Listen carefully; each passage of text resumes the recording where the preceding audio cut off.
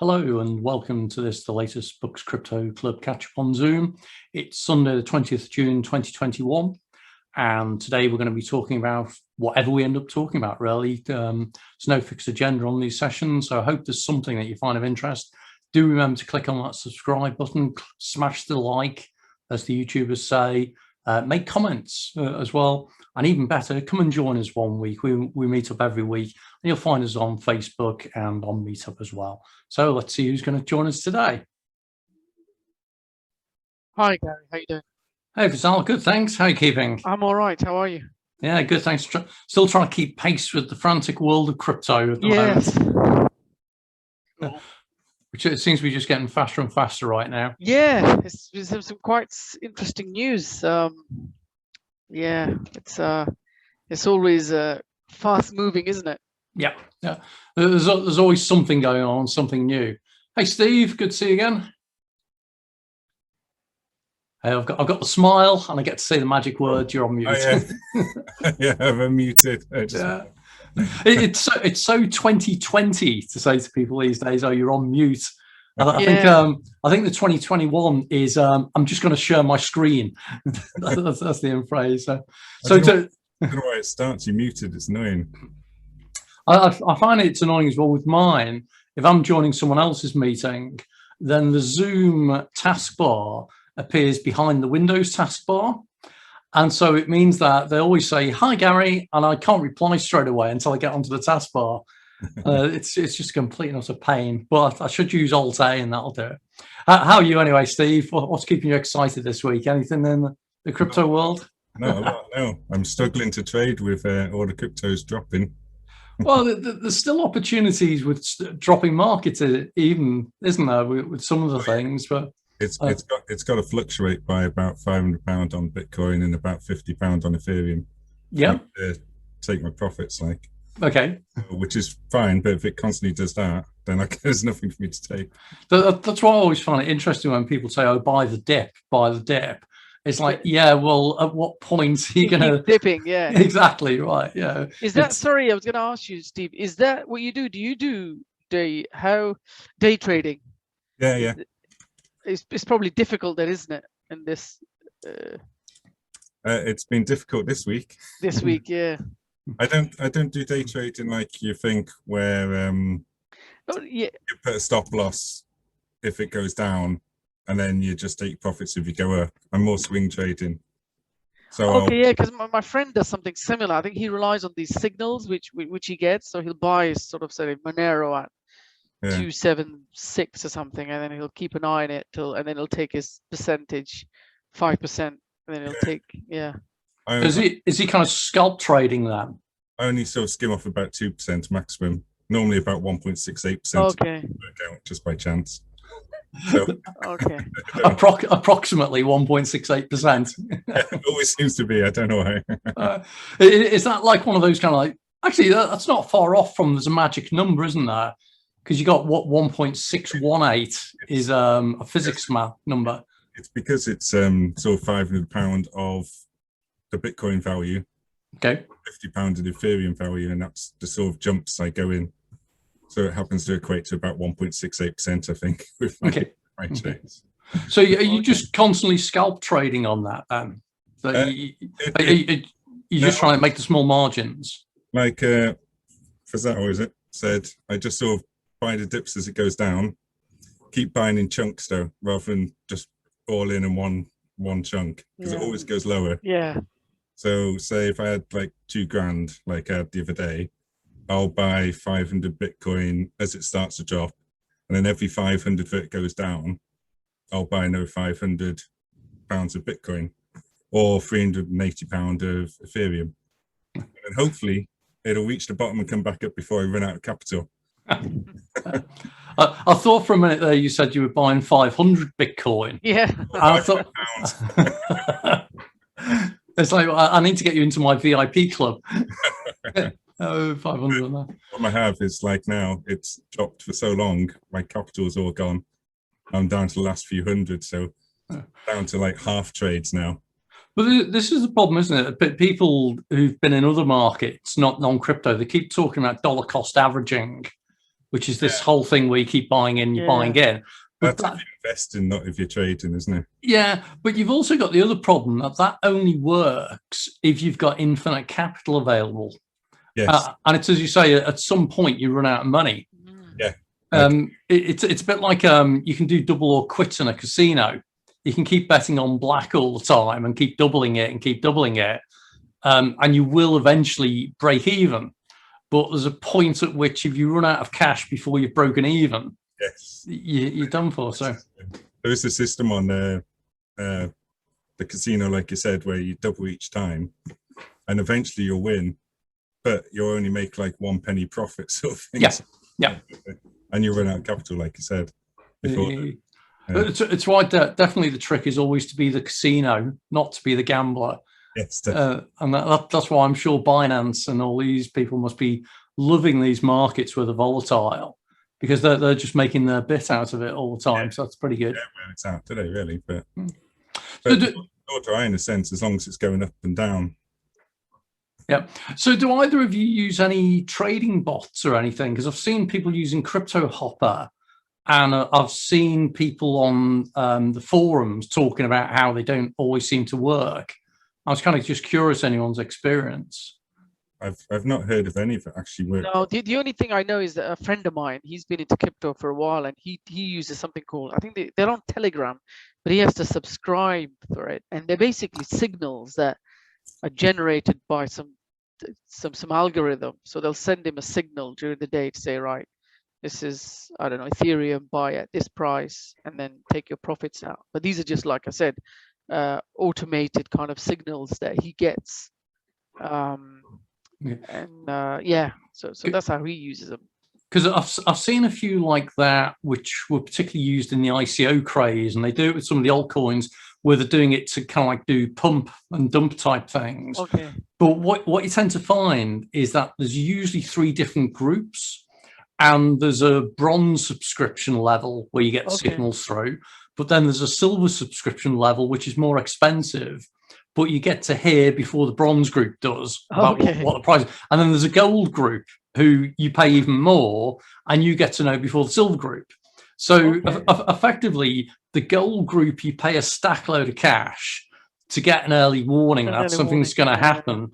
And then that early warning gets cascaded to the silver and the bronze. That's interesting. Which means that if you're in a lower group than you realize, you play catch up. Yeah, well, worse than that, it's you that's being played. Yeah, because ultimately, the clever people are the ones who are sending the signals out, who know what signal's going to be before they send it, and they'll always say, "Oh yeah, it's an algorithm that's doing this all automatically." It's like, yeah, sure, but if you put a trade in before, they wouldn't need you. If they knew the signals all the time, they'd just trade themselves. They wouldn't need you to. Yeah. Yep. That's true. Yeah. That's why. Well, if your system works, you wouldn't be selling your system. Exactly. It's one to always watch out for, isn't it? So. But none of that's worth it, really. I would have said so. Because they're doing it themselves, wouldn't they? So. Yeah. So do you both do your kind of entry and exit points manually then? You work them out for yourself? Yeah. Yeah, manually. Manually, yeah. Like a lot of the main, like Bitcoin and Ethereum, I try and tend to kind of hold them. But the other altcoins are, kind of buy and sell whenever I can. But at the moment, I think the way things are just all in the red. So it's difficult to do anything at the moment. It was quite funny today in the Sunday Times and the colour supplements. One of the contributors, I think it's Matt Ridley or somebody, he was saying how he actually made front page about how he hoped to be a Bitcoin millionaire. And it was the whole thing that he was listening to his friends and their families and their parents and all this kind of thing, who were all saying, oh yeah, get into Bitcoin, get into Ethereum and this kind of thing. And gradually, I think he put a few £100 in and it went up. So he did what everyone else does, which is he put in a few more pounds and it went up.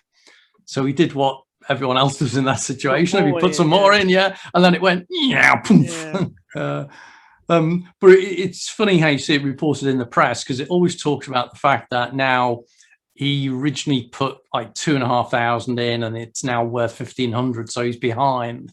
But it doesn't bother particularly pointing out that if he'd have got out when it was at 3.5, he'd have done very nicely indeed. Yeah. So they always play it like that. So he leaves it in for 4 years. No one who's ever left it in 4 years has ever lost money, have they, on Bitcoin? yeah, so far anyway. The person who's left it in for 4 years without taking out has profited. Yeah. The person lost. But that's only because the reason they're using 4 years is because at the end of 2017, that was when you saw that drop from 20,000 down to 10 or whatever it was. Yeah. So it's anyone who was bought in at above 20 is ahead at the moment. And that's why it's been interesting watching it today and the last few days, because I thought it was going to have a base of 35 and not drop below it. And I thought if it goes below 35, it's going to drop to 28. And it's interesting that it's gone down to 32, I think, and started bouncing back up again. I have to convert these to pounds because I do it in pounds, don't I? I think it's about 22,800, isn't it? 32. I gave up trying to do the conversions all the time. I just deal in dollars now. 34 actually now at the moment. On the US dollar pound, I took a small scalp on that. Okay, yeah. Because it's changed from 1.41 exchange rate to 1.37. Okay.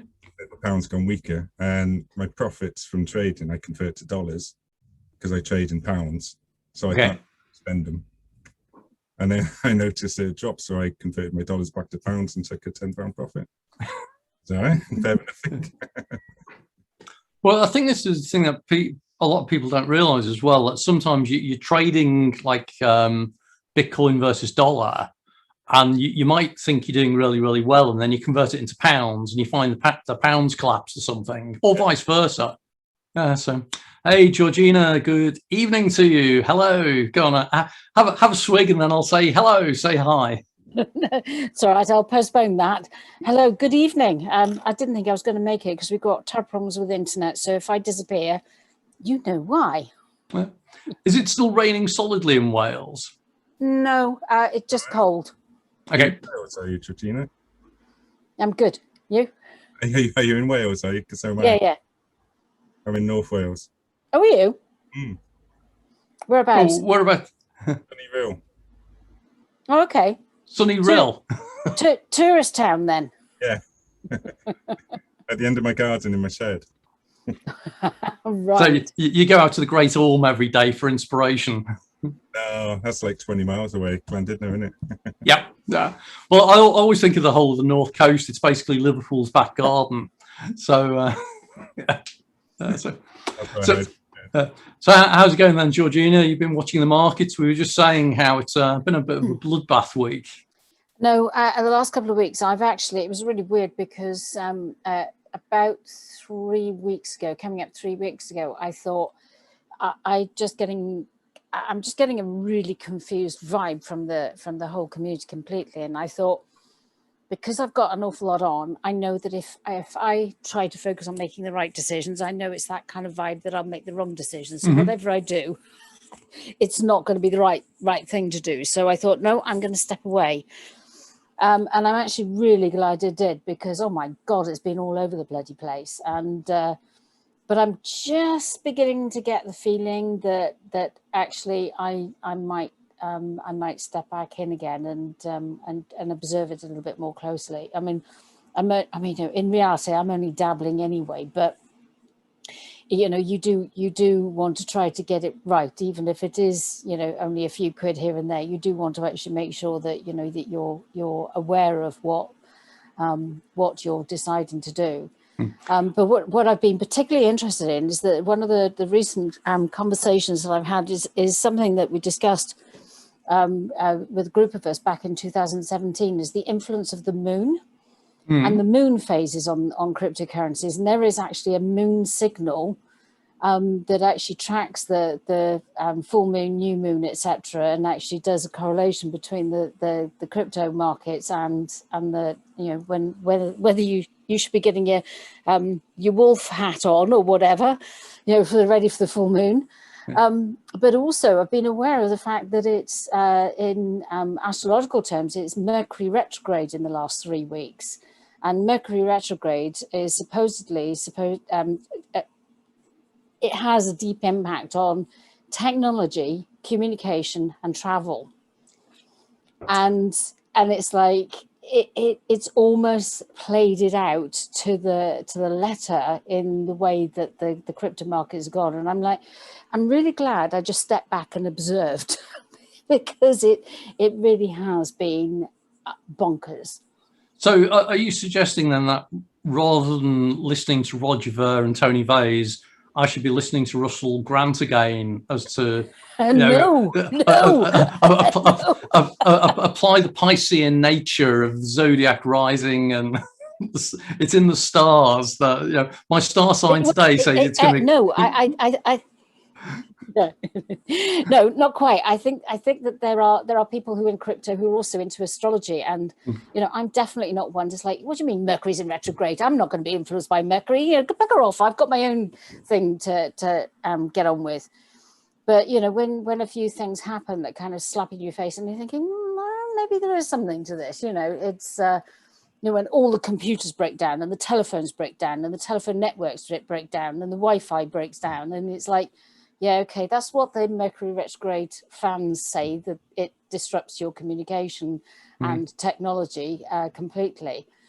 So I it's an interesting observation. It's just another one of those things that I think that can be as random as some of the things that happen in the crypto market, and in many ways you might as well look at your star charts with the way that some of them behave, because actually there isn't another better indicator that's going to give you greater insight anyway. So it is something that, as bizarre as it seems sometimes, if there is a correlation with something for a while, then if you can use that to predict it, even if it's crazy. And I do loads of statistics on things. I always do do you know the correlation with Nicolas Cage movies? No. There is a direct correlation, and you can plot it out between the movies per year that Nicolas Cage produces and the number of swimming pool deaths that there are. And if you plot the two out, they're absolutely in line. There's direct correlation. So the thinking is you should stop making Nicolas Cage movies if you want people to stop dying in swimming pools. But it's one of these, it is purely coincidental that they happen to be in line, but they do match up really well. So with this, if it happens that it is at the beginning of a lunar month, then prices go up. And, as you say, Mercury rising means prices do that or whatever. Then it may be just totally random, coincidental, but while it lasts, it lasts. So why not? Well, who's to say that actually our interpretations of what's going on is actually a deeper symptom of something that also coincides with the other thing that you're making a comparison with. And I think, I think we have to keep a very open mind and not actually shut the doors to these things, because it really does depend on what perspective you look at things and what angle you're coming at. And I'm very aware of the fact that I came in 10 minutes late, and I have no idea what you were talking about beforehand. So do you want to get back on track? Well, we're talking about how it is that Asian astrology and everything with yin and yang seems to time really well with crypto. You're joking? Yes, I am joking. We weren't talking about that at all. I was like, no, that would be a coincidence, wouldn't it? But you'll probably find that there's a greater likelihood that Asian type astrology type things probably do time with crypto, simply because of the nature of the market, that there are many more Asian buyers and sellers. So you look at how active it is in China and in South Korea, where they do study these kind of things. So it could well be, it's like we were saying the other week, technical analysis works not because the technical analysis is good against the cryptocurrency, but because the technical analysis is what everyone else is using. And so you're using it to anticipate and interpret what everyone else is doing exactly the same. Well, And it's a measure of society. It's a measure of the mood of, just like social media analytics can actually analyze the mood of the social media platforms at any given moment, because, they can analyze the words, they can analyze the language, they can analyze the topics that are being discussed and get a very accurate graph as to how people are feeling at any given time. although it's much easier now, isn't it? They just analyze what Elon Musk says, and you can use that as the indicator. Yeah. So anyone got any other perspectives on what do you actually use as indicators, or any approaches or anything? Steve, do you use a particular technique or anything? No indicators. There's no technical analysis in swing trading. Right. But there must be a point at which you're deciding that something's a buy or a sell. Yeah, I sell when it reaches 2% above what I pay for. Okay. Or 1.68%. Yeah. It doesn't matter. What I found is if you try and go for the 5% or 6%, you miss it, because it'll go up and you're waiting for that 5% and it'll come down and you've missed the trade. So irrelevant of whether I think it's going to carry on going up, I'll take my 2% and just be happy. Sort of £10 scalp, which works for me, because otherwise it just comes down and then you miss your scalp. Well, I guess that's the thing, that if everyone is doing that, then as long as you can work out your exit point to be just before everyone else, then you're doing quite nicely. Maybe that's why 1.68 works, because it's just below 2, and everyone else is using 2. Yeah. Fazal, did you say you do the same? Yeah, same. I'll generally put like 5% of what I paid for it, and then I'll just exit out. Yeah, 5% would be a really good figure for me if I got 5%. Yeah, but then I've been in positions where I've just left it, and then I'm in trouble then with that. It's gone back down again, and then that's the problem. That's what I was saying. You try and get greedy in some ways. Yeah. You try and get that extra. I mean, if I quickly look through my Bitcoin trades, because I did a little spreadsheet and it has the percentages and all that stuff, because I'm a geek. My last trade was 1.16%. And then the one before that was 1.85%, 1.91%, 2%, 1.5, 1.87, 2.3. Hey. Wow. 3.5, 3.05. So none of them are particularly high. Ethereum might be a bit higher. Well, are you building in the exchange rate fees and anything else, any other costs than that when you're doing that? Not really. I trade in Great British pounds anyway, so there's no FX between pounds and dollars for me. Okay. So the only thing is 1,000th of your trade amount, because I use Binance. So £500 trade is 50 pence per trade, and obviously you got to buy and a sell. Okay. It's a £1 trade cost for buy and sell for £500 chunk. Okay. 60 or 70 pence on Ethereum buy and sell trade. So if I make £5.60 and it's 60 pence trade, I've made £5 on that scalp. And I guess if you're making at least 1.5%, as long as you can do that consistently, then you're still ahead. Yeah. Well, this week's been hard, like I said, but I'm still up. But all the amounts I bought, it's just a matter of time until it goes back up and they'll sell. So it might be next week or the week after, but I'll get those scalps back. It's just me. Probably a good time. People say it's probably a good time to buy now, right? Because it's quite low. So yeah. So I've been buying all the way down, but I've run out of capital now. That's the problem. But it's gone up 3.5% today from what it went down to Bitcoin. Okay. So if I'd bought at the lowest peak, like I said, try and time the lowest peak, I would have sold that 3.5% scalp already, because it went down to £24,400 now, and it's currently at 25,300. So I would have taken my £500 scalp, my 2% or whatever, and sold that already this morning if I'd bought at that lower point, which I didn't, because I ran out of cash. It's like fishing, isn't it? It's always, you should have been here yesterday or tomorrow. Trying to make it fast until it gets all the way down to the bottom before it bounces back up. It'll always go back up eventually. So do you only trade in Bitcoin and Ethereum then? No, it's mainly Bitcoin and Ethereum, because Ethereum's smaller chunks, and I tend to find it swings a bit more than coin. Do you find Swings more than bizarre? Yeah, yeah, it I does, find doesn't that. it? Yeah, it goes. It'll go up slightly higher percentages. If Bitcoin's going up and down 5%, Ethereum might be 7%. 7%, yeah. You know, it's not much difference, but you can see the slight difference between them, can't you? Mm-hmm. Yeah. So they followed exactly the same charts. You can put both charts next to each other and they'll be identical. You could overlap them, but one would be a higher percentage. Yeah. That was kind of my point before. I stuck it on one of the Facebook groups about how if you looked at the entire market today, if you look at the charts, with the exception of the stable coins, now everything's followed exactly the same pattern. Yeah. It's all tanked to the same amount. They're all exactly the same. Yeah. Which means it's irrelevant to what the coin is.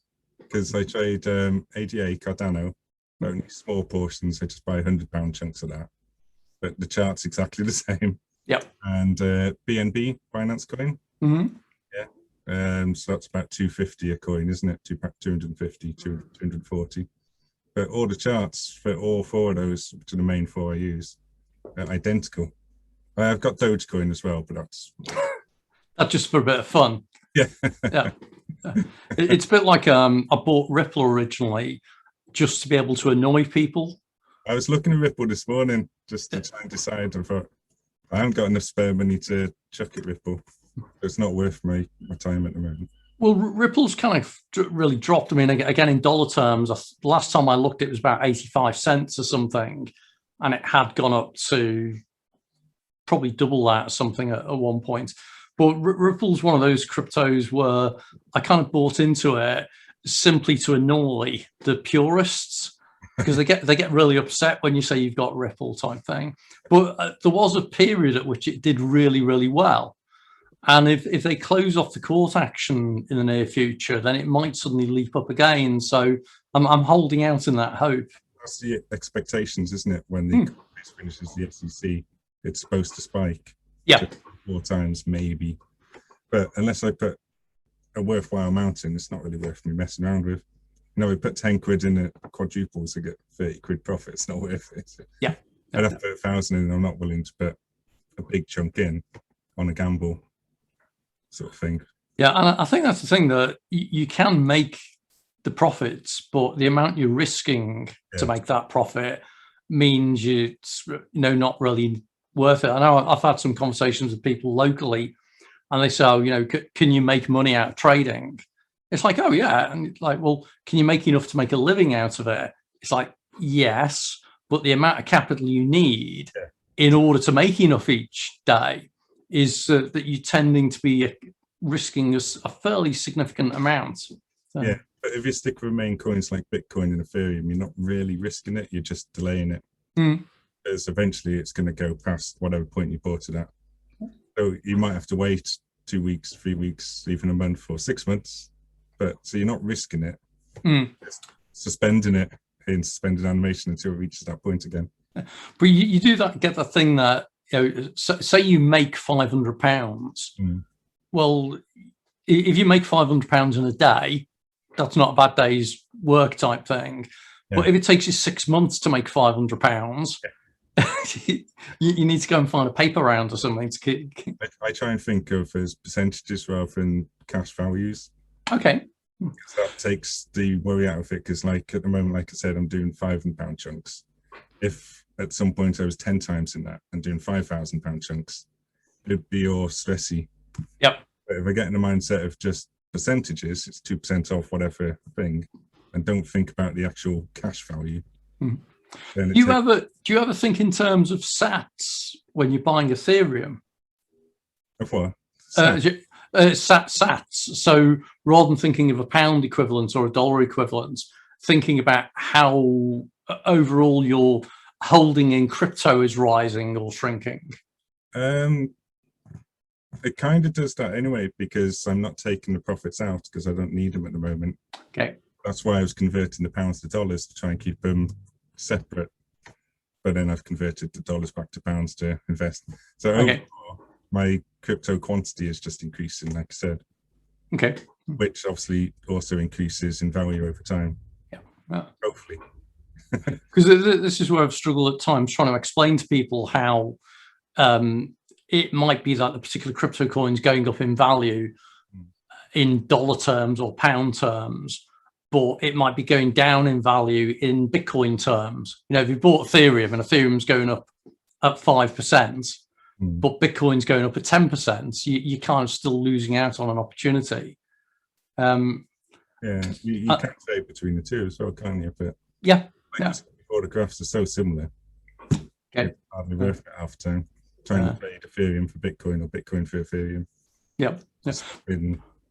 Well, I think you're right that if you are of the belief that they are directly correlated, and as we say, they're pretty much following the same pattern type thing, there's not that much difference in them, then it's almost not worth trading another one.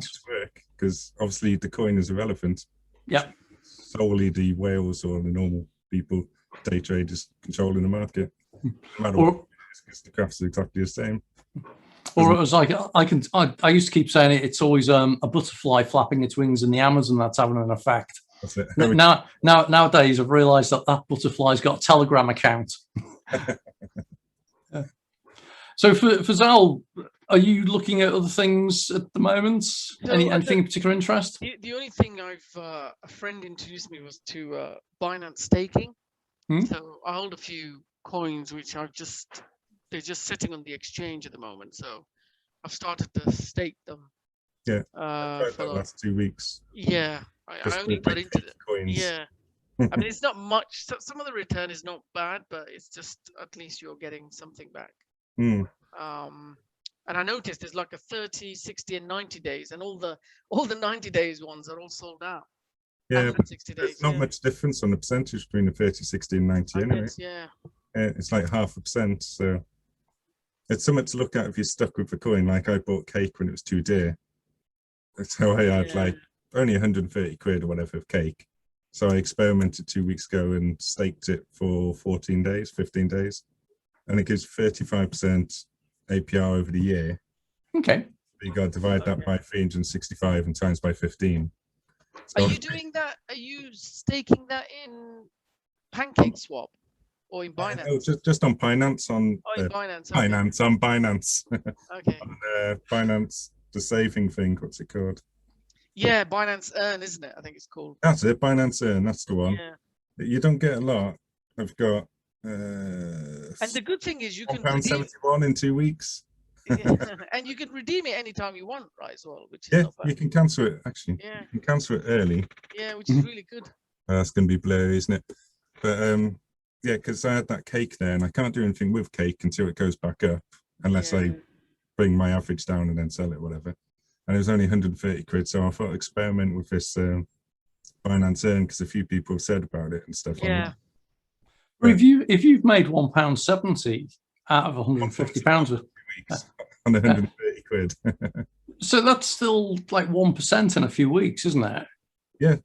Which compared to the traditional fiat world, it's still more than you get in the bank. But exactly, yeah. I was stuck with that stake until it goes up. So I thought I'd experiment with cake. I'm not going to experiment with Bitcoin or Ethereum because I need those and use them, or Binance Coin or Cardano. I'll just experiment with my cake. Well, I suppose are the minimum values or anything, because there must be some cryptos now which are almost worth zero, which if you can consolidate in some way and earn something off them, then it's better than nothing. Or do they only make it available to a limited number of cryptos? It's limited. There's only certain coins and certain options available and stuff and things. So I think the main ones are like Ethereum, Bitcoin, BNB, Cardano. Yeah, but there's a difference between the earn and the staking, isn't there? Yeah. Okay. I don't know about the staking as much. Is it a bit more risky? I'm not sure. Yeah, I'm not sure. No, that's all a bit new to me. That's why I experimented with my cake coins because it didn't matter so much. Like, there's definitely a connection, isn't there, between crypto and food? The way you've got sushi swap and cake and all this kind of thing. I think that they go through phases, don't they? So you get them named after animals for a while. So you got like Dogecoin and Shiba Coin, but then you get the DeFi food type things. Yeah. I think it's just someone. So cake was just interesting. Yeah. So Georgina, you say you've been away from this, or you just stayed away from it for a last week or so? Yeah, I'm just staying away from scrutinizing the charts and trying to understand, because I find that when you get information overload, when you've got the bulls and the bears, and they start actually fighting inside your head, it's like, no, that's definitely time to step back from it.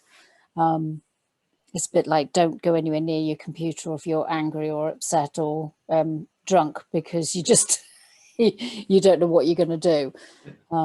Yeah, even worse when it's a combination of those. Yeah, exactly. But I mean, the reality is that my parents have sold their place down in West Wales, so we've actually been working very hard and sifting, lifting, sorting stuff. So it really has been on the periphery of my awareness at the moment. I think I'm still reading stuff, and I'm still noticing. Go on. I was going to say, I think your internet was fading away a little bit then, but carry on. Oh, right. Okay. No, I'm still reading things. Like, I was very interested in the, NFT of Tim Berners-Lee code for the internet. I think the things like that are really cool and really interesting.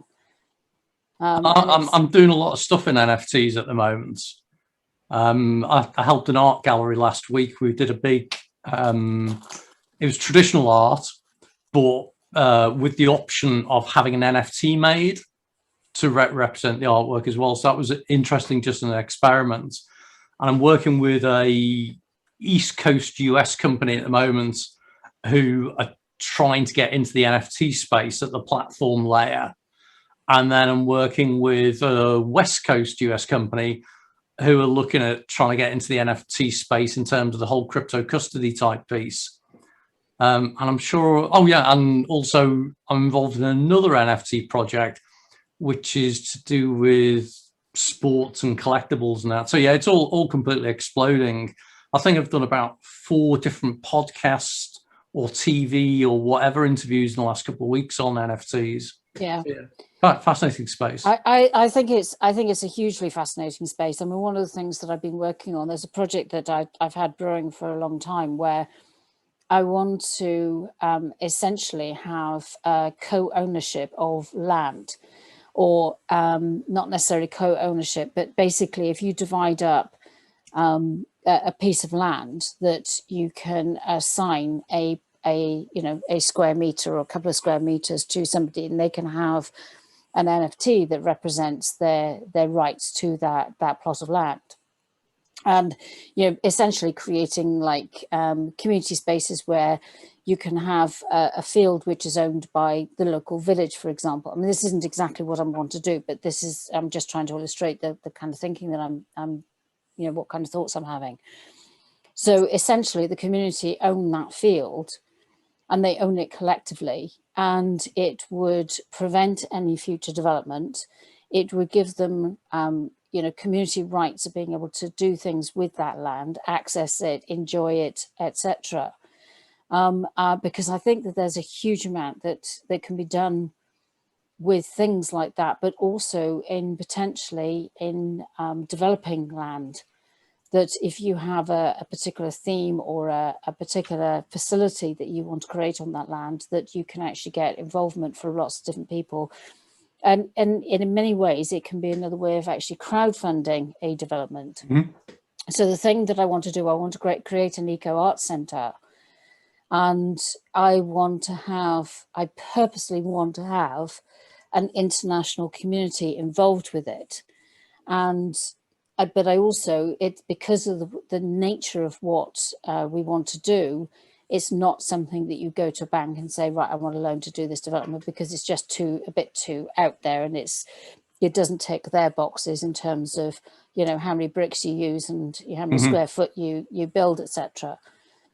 And I think that there's a huge amount that can be done in terms of giving people autonomy in being able to contribute to the environment, green projects, green energy, being able to plant a tree, being able to care for an environmentally friendly project, etc. So even though I'm not looking at the charts, I'm definitely looking at articles and reading up. And I haven't got around to listening to your podcast yet, Gary, but I have got them bookmarked because I want to, I just want to keep learning who's doing what, where the parallels are, and see where things have been tried and tested, so that I can say, okay, that's tried and tested, I know that particular route is going to work, and that those are the people that I would get in touch with to see if there's any collaboration or sharing of knowledge or support or whatever. Yeah. Well, it's interesting because there's a lot of overlaps there. You've got, I mean, one of the things I've seen one firm doing is linking what three words. So how you use what three words website. Are you talking about Heal? It might be, yeah, could be actually. Well, we're linking that with fractional ownership of somewhere. You familiar with that? Yeah, you broke up, and so I didn't actually get to hear the words of what you were saying just then. Yeah, so it was using what three words to delineate a location, so a field or whatever, and then have a token against each of those and then sell that off in some way. So I've heard of a couple of projects who are doing that. One of the problems that a lot of them hit, though, it's interesting because you talked about like a collective scheme in some way. And one of the problems is that it becomes defined as a collective investment scheme, or it becomes what's known as, I think it's an unregulated collective investment scheme. And there's also sort of legal pains around that. But there are definitely ways of doing the kind of things you're describing. I'll keep an eye out over here of any projects, particularly on the green side of things, because I agree there's loads of stuff going on in that space. Yeah. I mean, what three words? I'm a great fan of that because, again, because it is a universally acknowledged and accepted way of, delineating areas and defining areas on a plot of land. To me, there's a rewilding a rewilding project, and it's being set up by somebody who was involved with I think it's the Knutsford estate, where they basically introduced species of plants, animals, etc., that would have been there prior to man doing the monoculture type farming.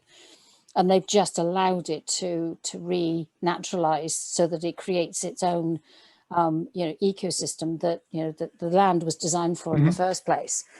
And what Heal are doing, they're actually using what three words as a fundraising technique. So basically you buy a what three word square, and then that is going into a pot that then is going to give them the funds to buy the land to be able to do the next rewilding project. Okay. So yeah, it's definitely one of the ones I've got bookmarked as being, of inspiration. I should do that with my front garden then, because I just leave my front garden. It's not a big garden, but I just leave that to go natural. And there's all sorts of interesting plants growing in it. But now my kids say, "Oh, what do we have in our front garden?" "Oh, we've got hay." It's just long grass and that kind of thing. So yeah, maybe I should try and outsource it or crowdsource it. Well, maybe I think because there's things like crowd farming, and this is where I think that blockchain and cryptocurrencies could actually have an impact. Is like if we've bought boxes of oranges, lemons. You can get olive oil. You can get all sorts of different crops from organic farms that are, they're over in Europe or Israel or wherever, and they ship the products straight to you, and you can sponsor a tree so that you, when you sponsor that tree, you pay for its upkeep, and in return you get a box full of produce from that tree. So you get your money's worth, but you're actually helping farmers directly to actually maintain the farmland and maintain traditions and maintain, be able to produce the crops, knowing that they've got customers for their produce, which cuts out the way that supermarkets behave towards farmers is they really have squeezed them terribly on their price. And, you know, and I think that, again, blockchain can have a direct impact on that, because if their produce then has a, you know, you've got a track and trace system basically that says exactly where that thing has come from, the fact that it's been grown organically, how it's been transported, and you know, the end produce that you get when it lands on your doorstep. I was just laughing because I was at one of the launch events for Banana Coin, and Banana Coin was an ICO in 2017. Yes, I remember. Which was around effectively your crypto represented bananas being grown in, as you say, sustainable type places. Do you know Genevieve Lanvier? Is it Genevieve Lanvier? I always pronounce her name wrongly. She's the CEO of AgriLedger. And I don't know whether I actually do know, whether it's just a name that I recognize as being a familiar type name. I could put you in touch with her at some point, because she's doing a lot of stuff. She's originally from Haiti. Oh, right. And they've been doing some crypto projects, as you say, traceability, farming sustainability, crowdfunding, all this kind of stuff, with track and trace of goods coming out of Haiti, I think it is. Yeah. Because I sometimes speak to her on a Zoom call, and because she just uses an artificial background, you don't know which country she's in. And sometimes she's in London, and other times she say, "Oh, I'm back home in Haiti" or something. But yeah, they're doing some interesting stuff. And then even the likes of Walmart were doing some blockchain stuff with, is it not WeTrade, WeFarm, I forgot the name, but they were doing what they're describing as from farm to fork provenance tracing, yeah, of the whole sustainability type thing. So, okay, interesting. No, yeah, I'd be grateful for any introductions like that, and I'm just at that point of just absorbing as much as possible, because of course the biggest problem is that, and particularly as I've got a creative imagination, is being able to give case studies and proof and something that's easy to understand, so that you can then actually get other people on board. Mm-hmm. Because as much as I'm absolutely I want to. Yeah, I've got a whole group of people who are part of the international community already, and they get it. They're already working in these areas anyway. But anything that can help actually translate that into. Well, wasn't Humanic doing something on that as well? Humanic was a project that kind of died off, and I'm not quite sure what they're doing at the moment. Don't know. Okay. Because Dennis Garda was involved in that, and then I think he left that. But they were doing something, and then the other one was one that Vinnie Lingham was doing. Right. Okay. He was doing some interesting things in that space thing. I'll have a dig around anyway. I'll let you know. Brilliant. So, yeah, brilliant. Folks, time's running by at the moment. I just wondered if there's any other things that you're keen to talk about today, rather than just me whittling needlessly. There was news about the Bitcoin mining in China. They're going to be shutting that down, and how do you think that's going to affect things? Yeah, so I don't know if you saw that today. So there's been a few things, hasn't there? Because every so often there's an announcement by the Chinese People's Bank of China to say, "Oh, crypto's illegal," blah blah blah. But it always has been. It's just occasionally they just remind it. Yeah. Yeah. The Chinese going, aren't they? Yeah. That's right.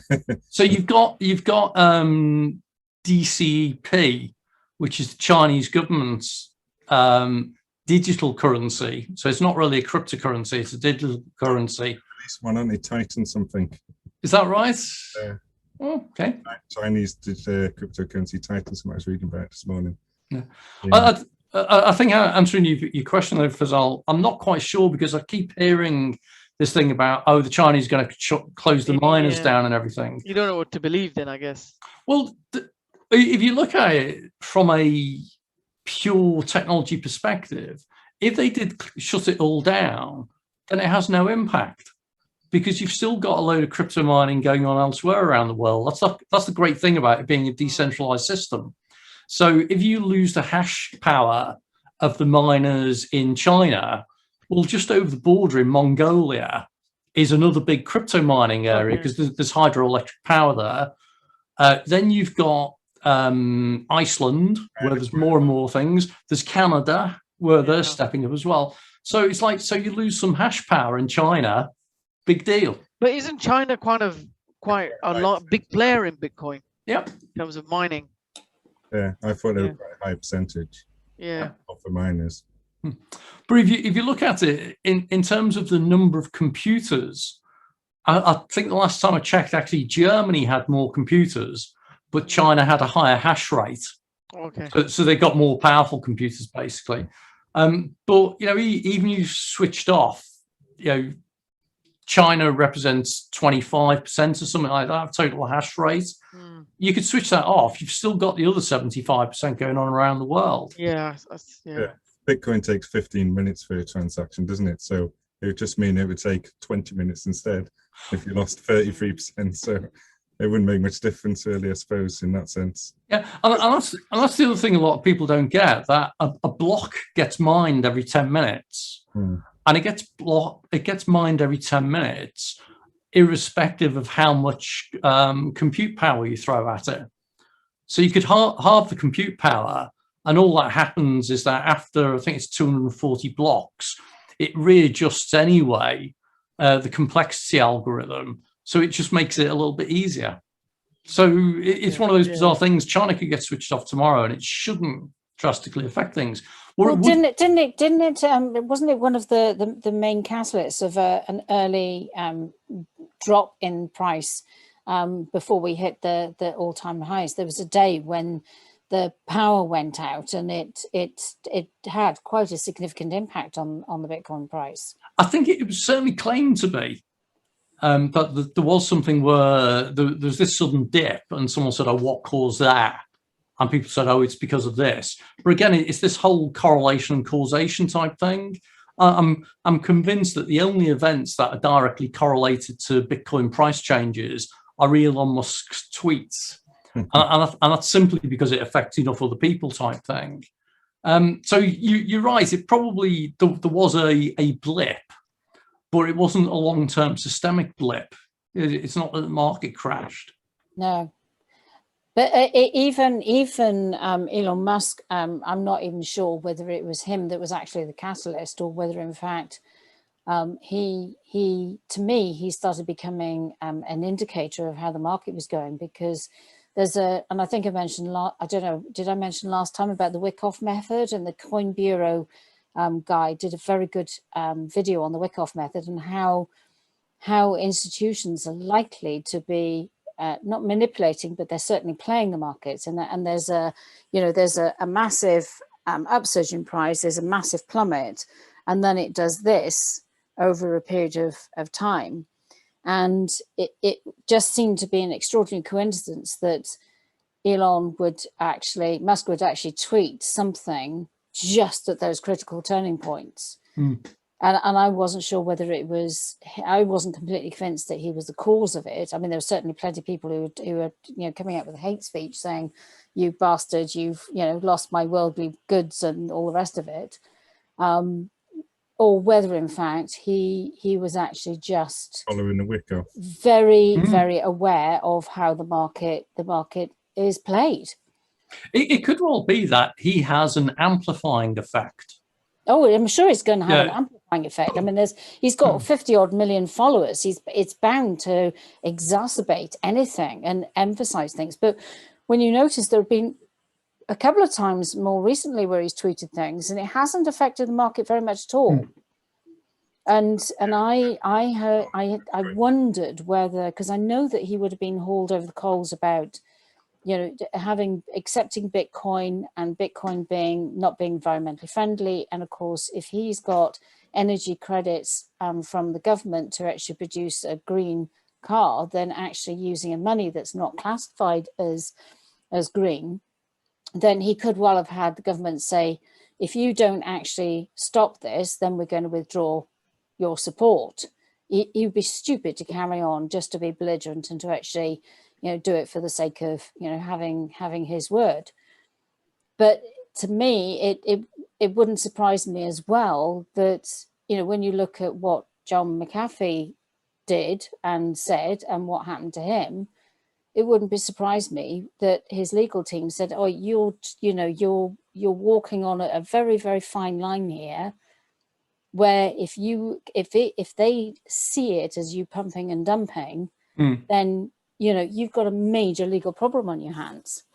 Well, that's what happened with, was it Tesla, where he was sending out some tweets or something, and eventually the SEC said there's a risk of this being construed as market manipulation or whatever. Yeah. And so I think they eventually got him to agree. I think he stepped down as chairman, but he's still CEO or something. But now he's agreed that his legal team now reviews any tweets he sends out about Tesla. Yeah. And I can understand that from a regulated financial market. I guess he's maybe getting away with it with crypto, because crypto is an unregulated market. So yeah, interesting. Steve, were you going to add something else on that? No. I was just going to tell Fazell that I just took 3.52%. Oh, did you? On Cardano. Oh, wow. Just to make him happy, so it wasn't my 2% usual. Was that all within while we're on this call? I bought in at 0.991p and sold at 1.027 whilst we were on chat then, which was 3.52%. I think we should change these future calls. We should change these future calls, Steve, where we'll just have you screen sharing whatever you're up to, and we'll just follow that. So for Zal, maybe that sort of answers the question, or doesn't, about the influence. Yeah, because it's the hash rate people were saying it's going to be affected, but yeah, but it could half. Network for Bitcoin. There's supposed to be a Lightning 2 in November, isn't there? An upgrade. Yeah. There's an Yeah, that's November. The Lightning network, or whatever it's called, isn't it? Or layer 2 on top of the main network or something. I think that's they don't have much upgrades, is it? Bitcoin. I think this is like so it should be a big thing. It might not be the retail price of the value, but it will definitely affect the usability of Bitcoin. It's quite. I've heard, and from what I've read, it's quite a huge upgrade as well. Yeah, I think so. I don't know a lot about it, but that's in November, isn't it? Yeah, November. Yeah, and it's adding a programmatic capability as well, isn't it? Yeah. You what say? It's adding a programmatic layer, so it's a bit like the way with these Ethereum at the moment. The reason Ethereum does, Bitcoin, I think, like you can with Ethereum, you can embed contracts into each coin, if you like, from November in Bitcoin. So that sort of. Well, that'll be interesting, because it means you may suddenly see things like NFTs being done on Bitcoin, which is counterintuitive at the moment, because a lot of the digital art movements are moving away from NFTs because of the energy consumption, or because of the claimed energy consumption, and Bitcoin is 10 times worse than Ethereum in terms of energy consumption. It uses less energy than mining gold.